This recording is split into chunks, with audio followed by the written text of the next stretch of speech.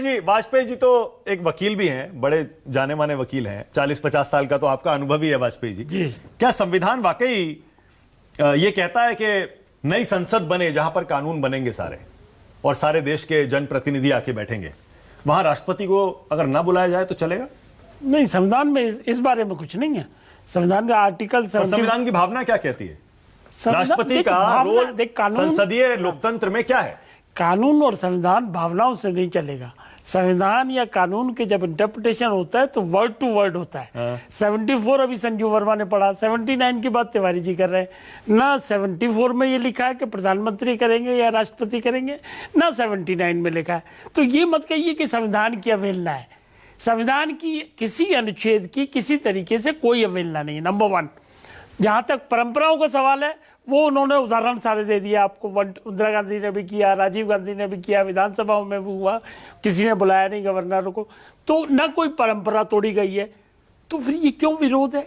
और अब तो स्थिति बड़ी साफ है, इन लोगों ने विरोध किया, इनका प्रोटेस्ट रिकॉर्ड पे आ गया।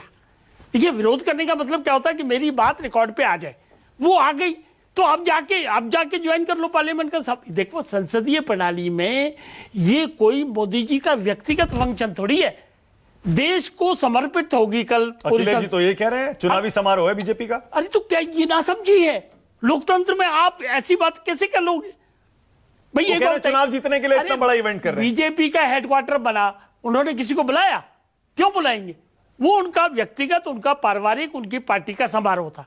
तो ये समारोह जो है देश की जनता के लिए गौरव का इतिहास लिखा जा रहा है। कह रहे हैं इतने बड़े इवेंट की क्या जरूरत है, ये इसको चुनावी इवेंट बना रहे हैं। अब ये नीतीश बाबू और अखिलेश बाबू ये भूल रहे हैं कि ये जो सारी की सारी किरकिरी हो रही है, ये मीरा कुमार लोकसभा की स्पीकर थी और ये लेटर मैंने अभी पढ़ लिया है सारा, और मीरा कुमार ने अप्रूवल दी थी इस नई संसद की 2012 में, और उसमें कारण भी बताए कि क्यों जरूरी है बननी।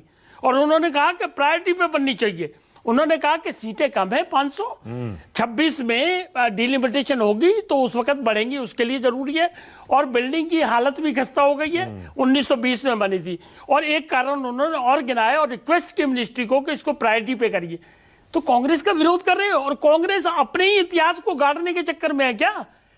ये नहीं है, कुछ बात नहीं है मानक जी। हकीकत में बात यह है कि विपक्ष को मुद्दों की तलाश है। राफेल ढूंढ लो, पेगासस ढूंढ लो, अडानी ढूंढ लो, अब संसद ढूंढ लो, कोई चलता है नहीं, फिर छोड़ के दूसरा तलाश। नुकसान हो जाएगा क्या विपक्ष को इसका? भाई ये कौन अप्रिशिएट करेगा? जनता कैसे अप्रिशिएट करेगी इस बात को? पर वो तो कह रहे हैं राष्ट्रपति को आपने नहीं बुलाया, क्या संदेश जाएगा देश में? देखिए, राष्ट्रपति को बुलाना कोई कंपल्शन नहीं है। एक उदाहरण देता हूं, लाल किले पे जो फंक्शन होता है कौन एड्रेस करता है? खाली प्रधानमंत्री करते हैं, प्रेसिडेंट तो नहीं जाता। ये प्रोटोकॉल का भी सिस्टम है कि दोनों एक जगह कैसे करेंगे। तो ये इनकी, अच्छा एक और इसमें कारण है, लोग पार्लियामेंट का कस्टोडियन है स्पीकर, और ये स्पीकर का प्रेरोगेटिव है कि वो किससे उद्घाटन करवाएगा।